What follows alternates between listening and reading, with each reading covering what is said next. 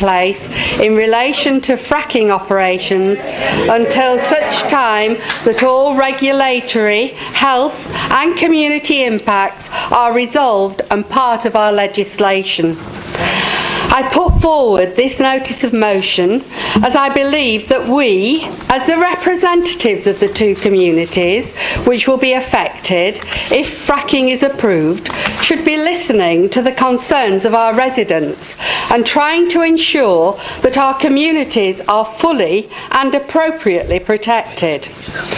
I'm aware of at least one member of this council who's gone into print to complain that he feels I'm wasting his time by prompting this debate, but I refuse to apologise for voicing the concerns of those who elected us.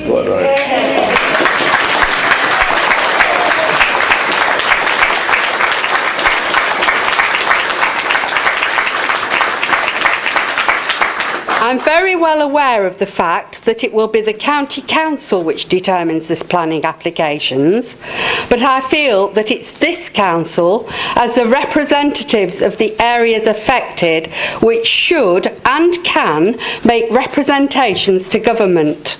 The County Council may only consider the land use aspects of planning and must trust that the regulatory agencies have done a proper job. It's therefore for us to try to make sure that this is the case. This motion is neither anti-fracking nor pro-fracking. It's not political. It's intended to appeal to the government to ensure that this very new technology is properly assessed and regulated. Successive governments have let this country down by not securing and ensuring that our future energy supplies are in place and protected, and I do realise how important this is.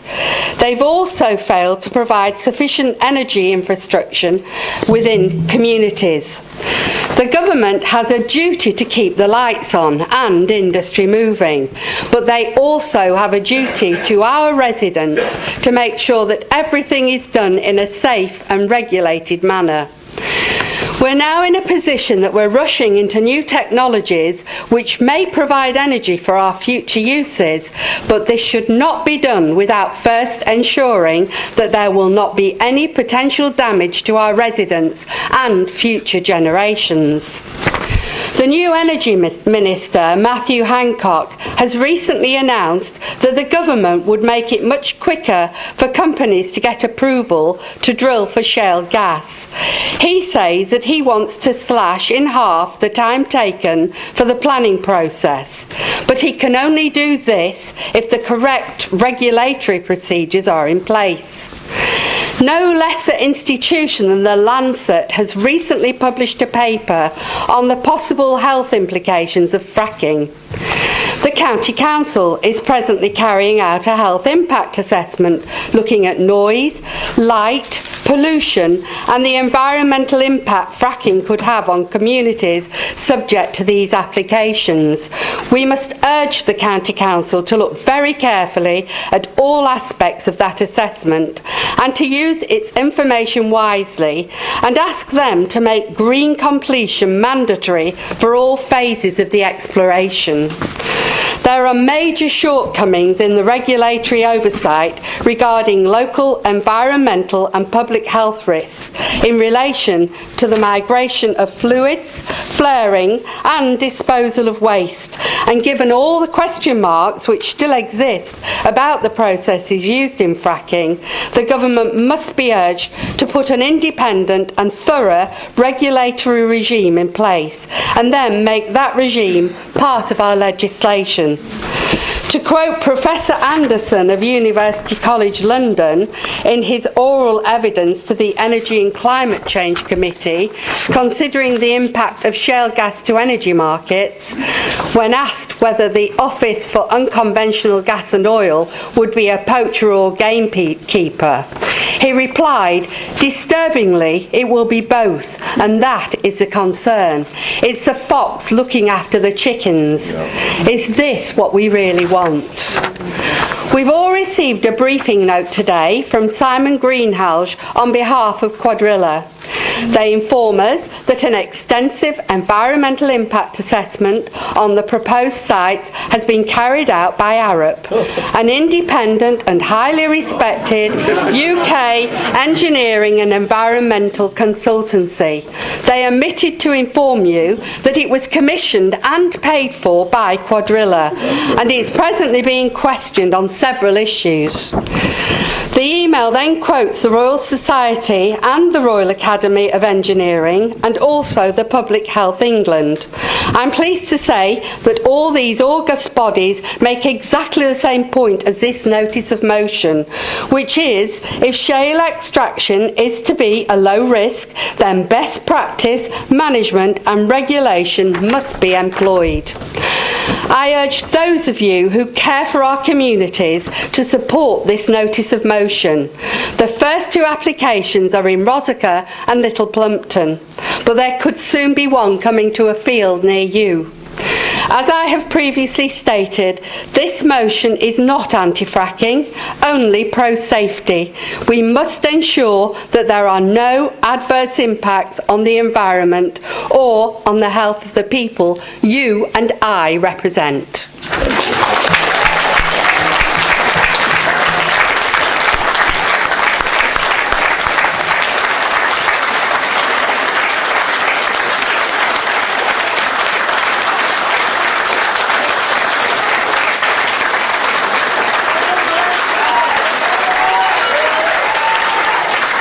Thank you very much, everybody.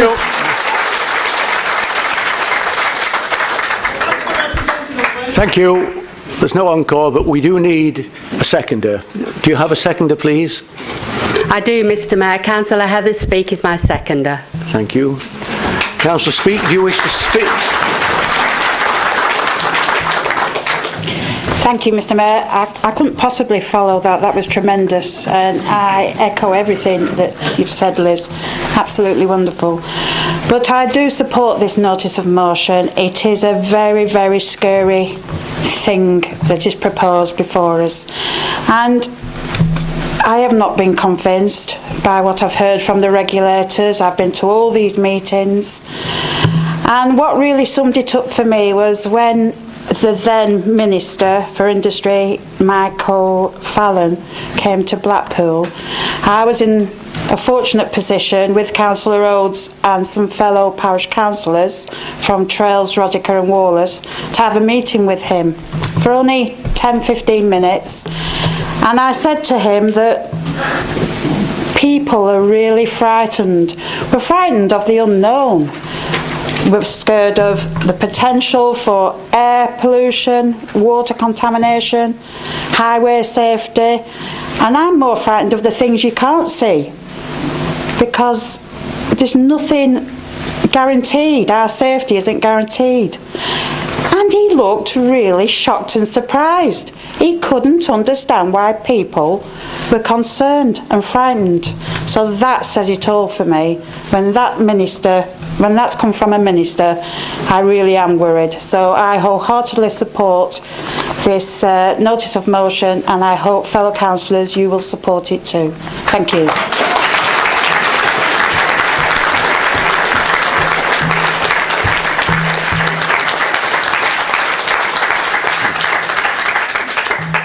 Having been properly proposed and seconded, this motion now stands for discussion by all members. Remember that you can't keep standing and asking the question, and also I think it's better maybe to agree with what somebody else has said than repeat it, if you'd be good enough to do that and that's how you feel. We have a list of people wishing to speak. If anybody else wishes to indicate now, I'll add that to them to the list.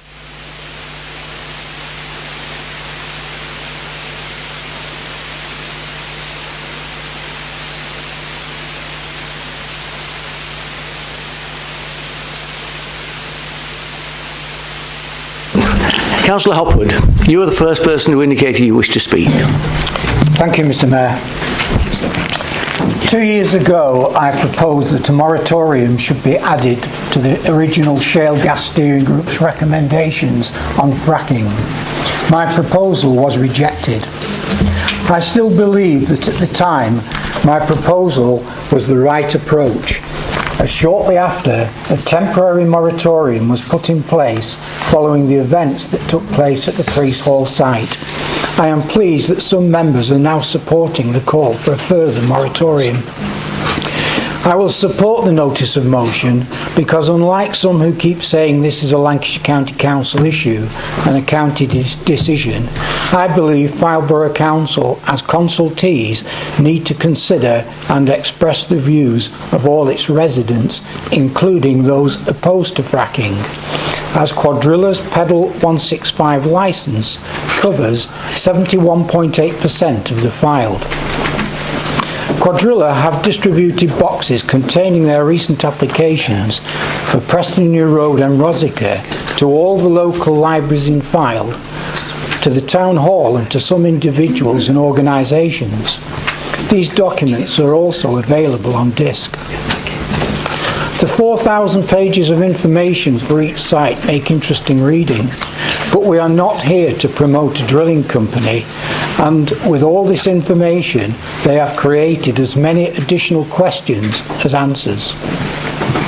Public Health England have raised concerns about issues such as air quality, radon gas, naturally occurring radioactive materials, water and wastewater and hydraulic fracturing fluid, although some of these issues may have been addressed. There are issues surrounding flaring, noise and light pollution, transport issues and the disposal of waste material.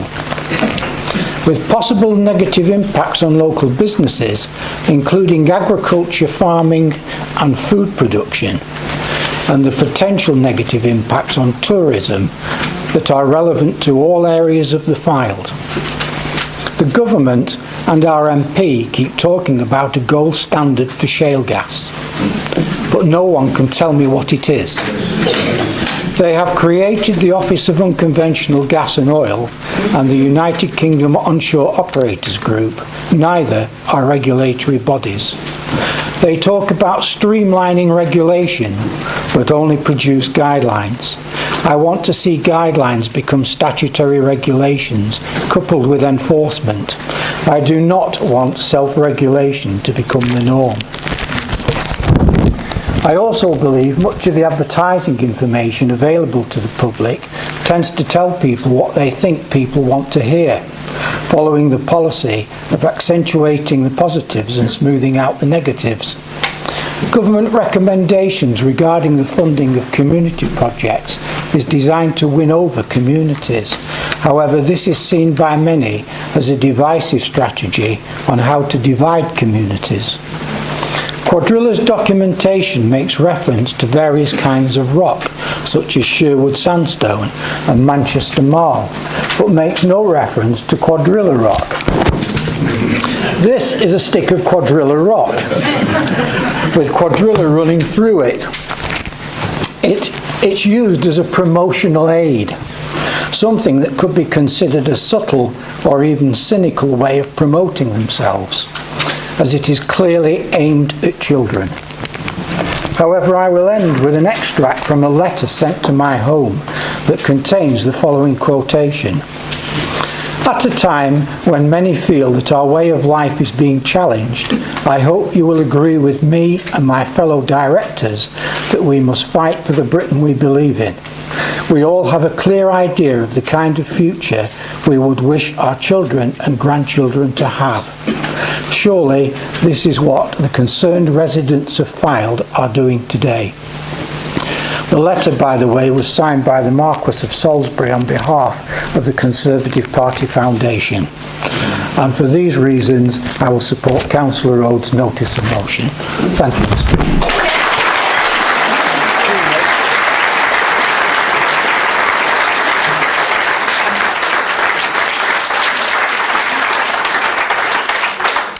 Thank you, Councillor Hopwood. Councillor Chu, please. Thank you, Mr. Mayor. I'll try and be brief. But first, I must say I stand in awe of my leader's eloquence. I couldn't hope to compete, couldn't hope. But I do want to say to my fellow colleagues on the council that I've had representations made to me by both residents who are for and against. In fact, only yesterday I forwarded letters to the portfolio holder and the chairman of planning from people who have asked me to make sure their representations are heard. But really what I want to say is that this notice of motion is not against or for fracking.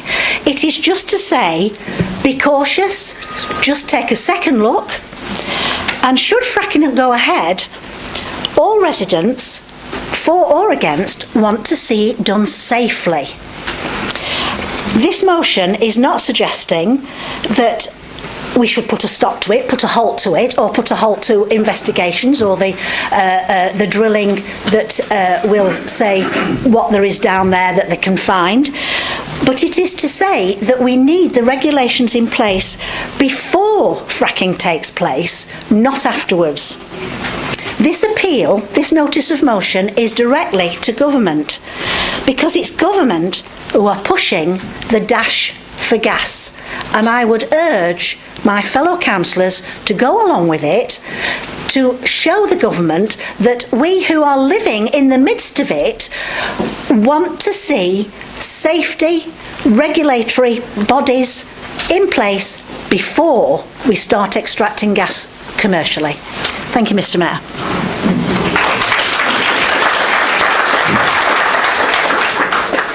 Thank you, Councillor Chu. Councillor Goodrich, please. Thank you, Mr. Mayor. I worry that Councillor O's notice of motion has been very much overtaken by outside events. The government's talking about fast-track licences, and the situation in Ukraine with gas is hardly promising to energy security. I also think the suggestion of a moratorium, after all the work that Scrutiny and the Task and Finish Group has put in, questioning, listening and debating with geologists, the industry, admittedly Quadrilla, which many will think is biased therefore, representatives of the groups against, regulatory authorities and government departments, that we've been successfully making some of the debate.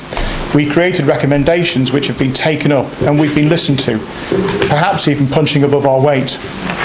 To agree to a moratorium, I don't think would reflect well on that process, and I'm surprised that if Councillor O's believes so passionately, and she patently does, that she didn't seek to alter the notice of motion passed at Lancashire County Council on this very subject in October. They are, after all, the planning authority. We are just, though a very well informed just, statutory consultee. Like Councillor Chu, I get both pro and against through my mailbox. I'm sure I'll get more against, having said that now, but currently it's about equal. Therefore, I would like to suggest a new revised notice of motion, and in fact I've copied much of what was agreed at Lancashire County Council in October, as recently as October 2013. This notice of motion was supported by Councillor Gina Dowding, who I think is a Green, and might therefore be expected to be against fracking. My proposal is that Farnborough Council notes the enormous amount of work put in by initially the Community Focused Scrutiny Committee, followed by the Task and Finish, and still ongoing as the Shale Gas Working Group. These groups actively questioned, listened, debated with geologists, the industry, Quadrilla, representatives of the groups against, regulatory authorities and government departments, such that we've been successfully making some of the debate in creating recommendations which have been taken up, their credibility ensuring an audience who listened and noted.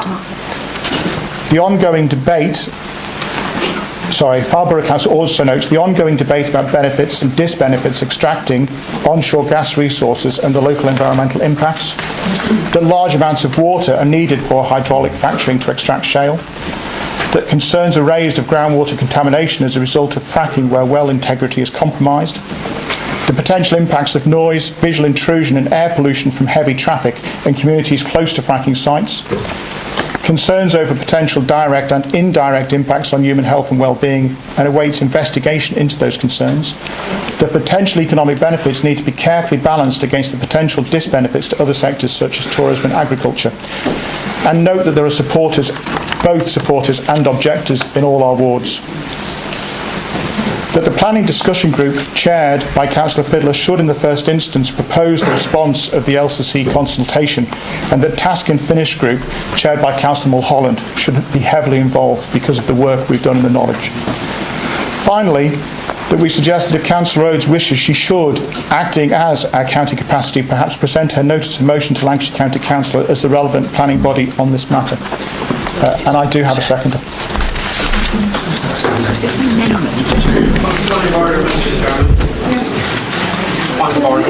Yes, go ahead with your point of order. Point of order is basically that's not an amendment to Councillor Rhodes' motion. If Councillor Goodrich wants to propose that motion, then there's nothing stopping him doing it. But that's not an amendment. That's just a complete rewrite and not even really on the same topic at all. It briefly mentions it, but there's a lot more in that.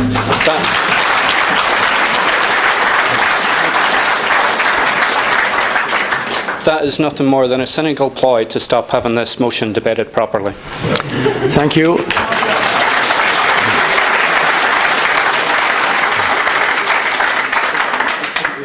I've heard what you've said, and I also have a copy of what is referred to as an amended notice of motion, in other words, word for word, what Councillor Goodrich has said.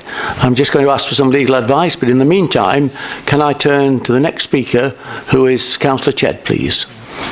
We can't do that if the amendment is proposed and seconded. Sorry, Mr. Chairman. Mr. Chair, if there's an amendment, surely that should be debated.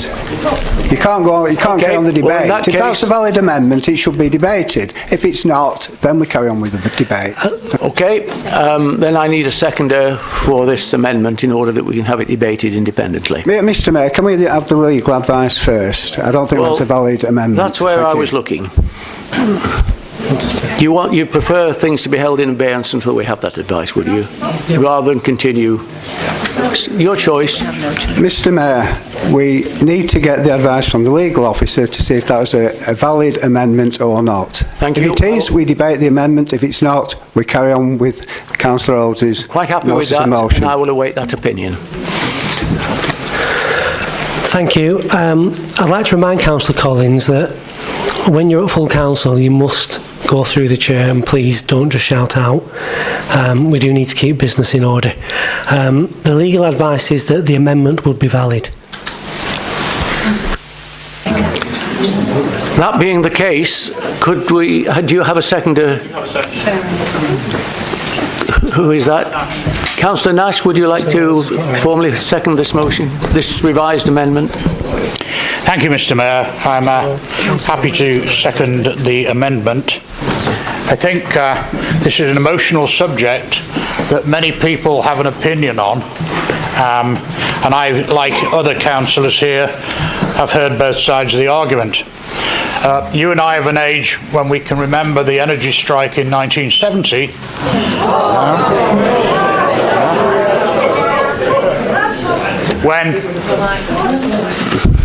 And the effect that they had then. As Councillor Rhodes rightly says, we do not have a coherent energy policy. Previous governments have allowed our nuclear power stations to be run down. We've had to reduce our coal-fired power stations, and we are now burning wood particles to create energy. The wind power that we have, when it cuts out, has to be supported by hundreds of oil-fired generators. We've had the opportunity before to bring in power properly, and we now need a full energy policy. Please. I would also commend to the Council the work that our MP, Mark Menzies, has done in bringing this to the attention of Parliament, and indeed the debate that was held on it in the House of Commons fairly recently. Please let Councillor Nash speak without interruption. And in here I'm talking about gas and not the way of producing gas. For years we've had gas produced from coal, we've had gas from under the North Sea. We currently, one of my members in the ward recently pointed out to me as an expert that we have trillions of tons of coal under the North Sea that can be converted under the North Sea into gas. and that is the future. But at the moment we are reliant on a ship from Qatar to bring gas into Milford Haven. If on the way from Qatar that ship is diverted because China has paid more for it, then we may be in the situation that we were nearly in last winter when the lights would have to go out. It's not... The effect these days will be far more than in 1970. Everything is run by computers which are run by electricity. I believe that we cannot slow down, and I really think we should be exhorting government to get their policy right as soon as possible to ensure that we are all ensured a safe, yes, safe and secure form of energy. You've seen in this amendment where we have listed the work that's been done. Councillor Threlfall's committee has done far more than it should have had to do with the fact that Lancashire County Council have the say on it.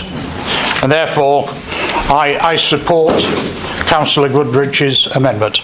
Thank you, Mr. Mayor.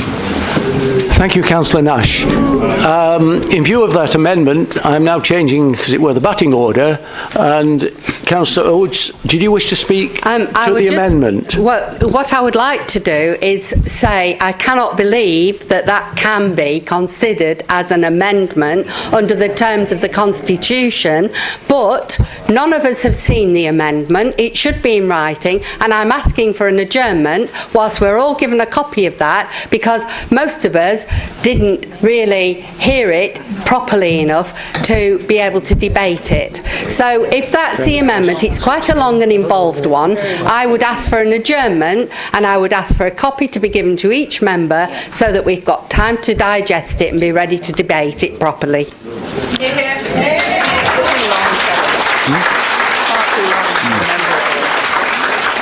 town hall's locked up, so we won't be able to get too long. It's your choice.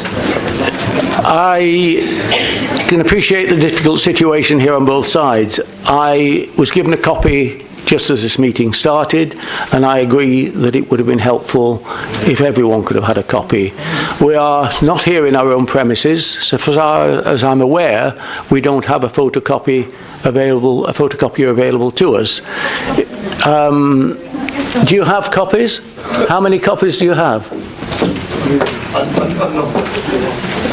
Could we be sure that the people on this list, to begin with at least, make sure they have a copy, please? If we just throw over an adjournment tonight. Brief adjournment whilst we distribute as many copies as we can. Then I will come back to you, Councillor Rhodes, and ask what you wish to do. It's far too long, that adjournment, that amendment. It's far too long. So we only got it 2 minutes for.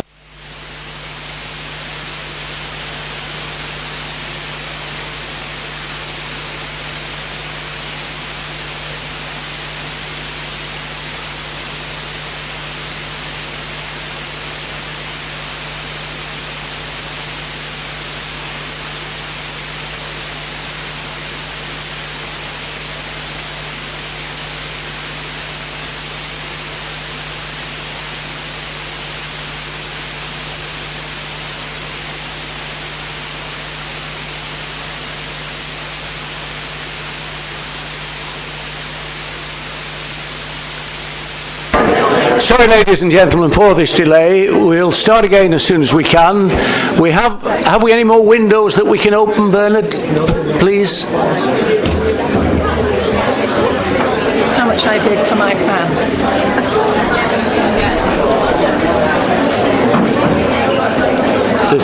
That's very helpful. We could do to have Liz over here.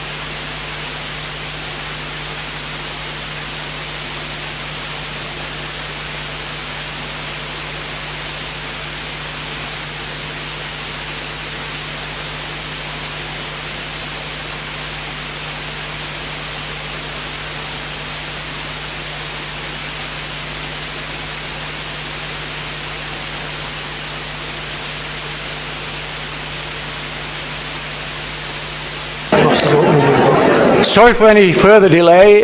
The position at the moment that I'm in is just waiting until Councillor Oates in particular has digested the proposed amendment, and then we will recommence.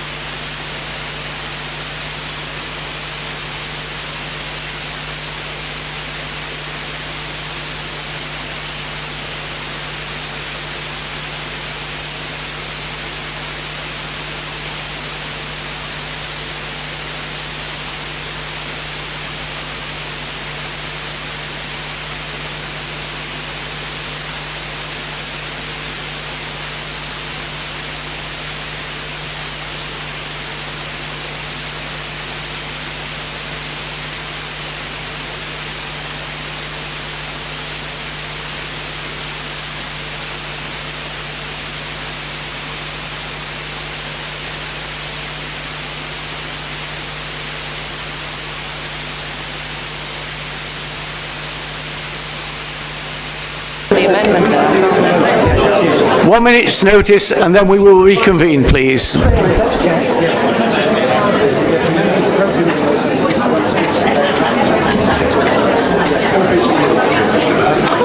course you can, yes.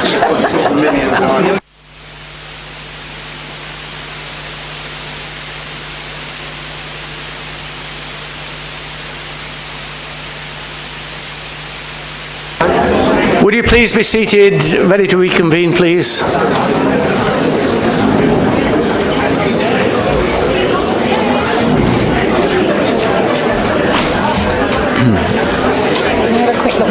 Yeah.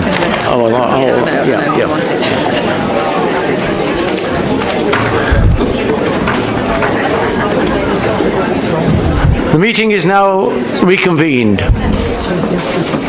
Can I first of all explain where we stand with regard to the Constitution? I took advice and I've read from the Constitution paragraph 12(7)(a), which indicates that an amendment may change a motion by adding or removing parts. But if it were achievable simply by defeating the motion, then it would not be valid. So the fact that we are adding or removing parts, I accept, in fact I have no alternative but accept the legal opinion that this is a valid motion. Amendment. So I think now if Councillor Oates wishes to speak to that amendment, I will call her first. Well, before I do speak, I would like some clarification. I would make the point that if our constitution allows somebody to take all my words out and replace them with his own, the constitution is rubbish and needs to be looked at.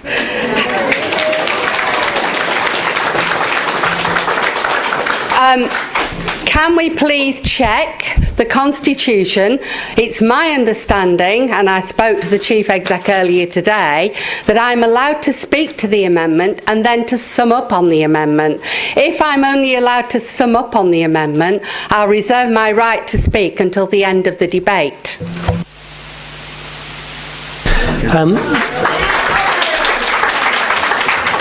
Chief Executive. The advice I gave today on a phone call with Councillor Rhodes was that she has the right to sum up on any number of amendments. As the proposer of the motion, the proposer always introduces the item and always closes the item. If, for example, there are 3 amendments that are proposed, the proposer of the item is allowed to sum up on each of those. If they are successful amendments, they become the substantive motion. So Councillor Rhodes has the right to sum up when anybody else has had the chance to talk on to the amendment. So I think the answer is no, you can't speak twice, but you can sum up if you wish, but not now. Point of order, Mr. Chairman. Thank you. I've got to say that I don't agree with that. If you look at section 12.7D of the Constitution, it says every member may speak once on an amendment for up to 5 minutes when invited to do so by the Mayor.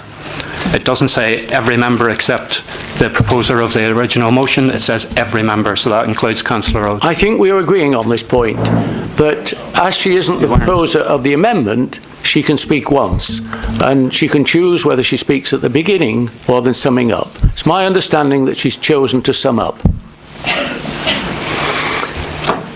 There's a completely separate section that deals with summing up.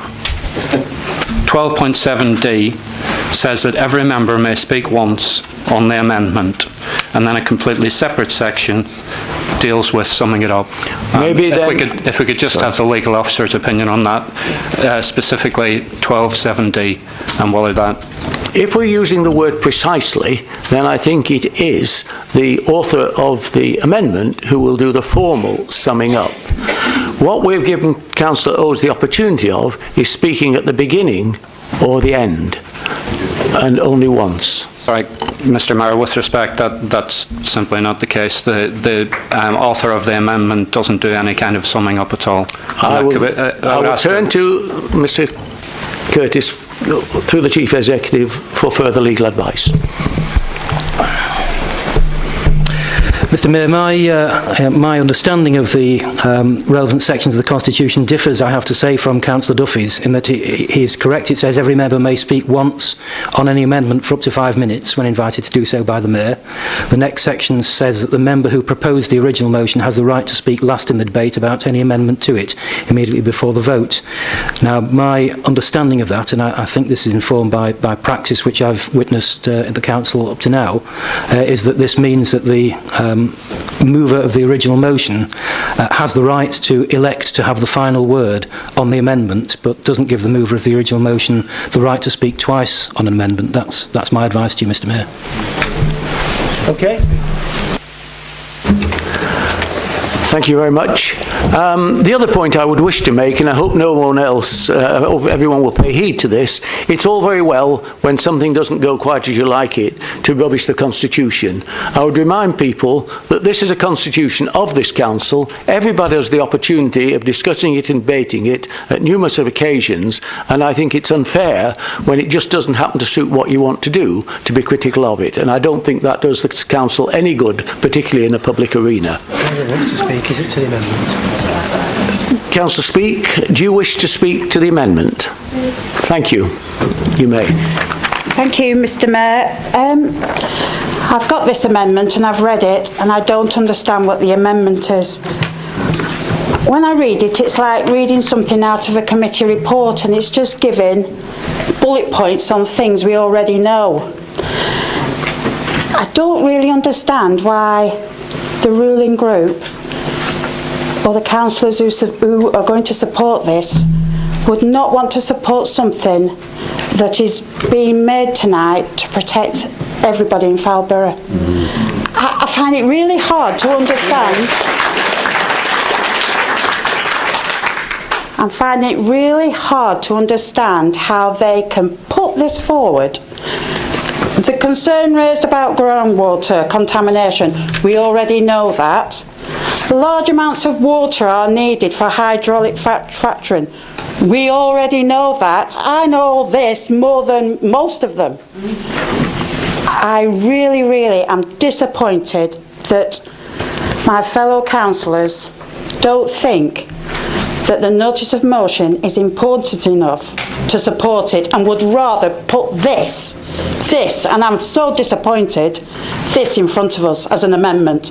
And if this amendment goes through, shame on you.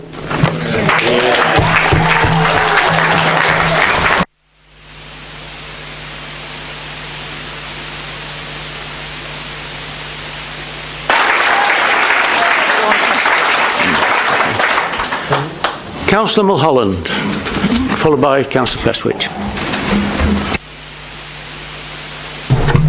Thank you, Mr. Mayor. Mr. Mayor, would you mind if I sit down because I'll be in range of the microphone then? Thank you. I don't think I'll be getting any applause, Mr. Mayor, tonight.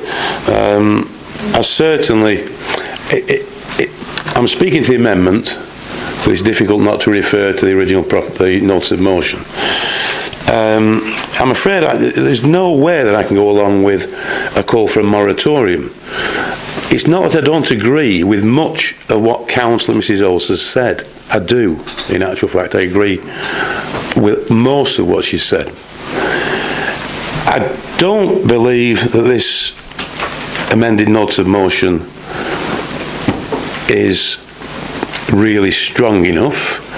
I do think it's time that this council possibly made more of a noise about the issue of fracking, because if I can go back 4 years ago prior to the election, Quadrilla were coming to give us a presentation and the committee wasn't quorate. How things have changed since then. I think it's very sad that this is, and I hope Councillor speaks wrong, I hope this is not going to political vote. I would like every councillor in this room to vote with their conscience, not with the party.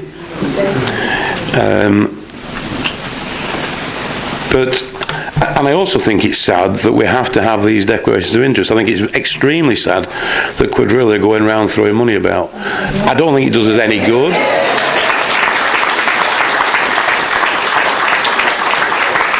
I don't think it does us any good. I don't think it looks good. It doesn't sit right with me, I must confess.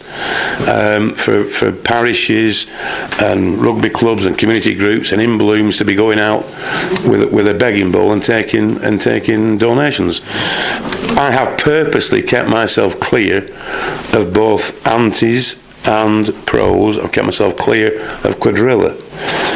But one common denominator through the working group, through my working group, through Councillor Threlfall's group, through everything I hear from everybody, the one common denominator is this feeling that regulation specific to fracking, to high volume fracturing, it is not there. There's a common agreement. There's a common, but Mr. Mayor, we have said this all along. We have said